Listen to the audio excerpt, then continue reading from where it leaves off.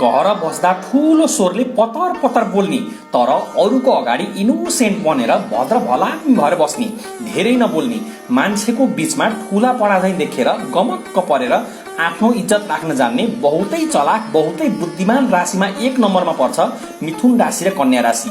यिनलाई कोसँग कस्तो व्यवहार गर्नुपर्छ भनेर कसैले सिकाउनै पर्दैन। अनि मकर र कुम्भ राशि हुने व्यक्तिहरूले जति गल्ती गरे पनि आफूलाई ढाक्न सक्छन्, बचाउन सक्छन्, पानी माथिको ओभानो बन्न सक्छन्, तर यिनले कहिल्यै पनि झुट बोल्न जान्दैनन्। हेर्दा मायालाग्दा टिटलाग्दा देखिन्छन्, हरदम हरपल यिनीहरू सतर्क सावधान भएर बाँचेका हुन्छन् अनि आफ्नो इज्जत बचाउन सक्ने, घरमा रोएरै बसे पनि बाहिरी मान्छेको अगाडि मुस्कुराएर हिँड्ने गर्छन् धनु राशि र मीन राशि हुने व्यक्तिहरू। यिनीहरू धनी धनाढ्य करोडपति नभए पनि बहुतै इज्जतिला हुने गर्छन्। आफ्नो इज्जत राख्न जानेका चलाक चतुर र बुद्धिमान राशि भनेर पनि यही 6 राशि हुनेलाई चिनिन्छ।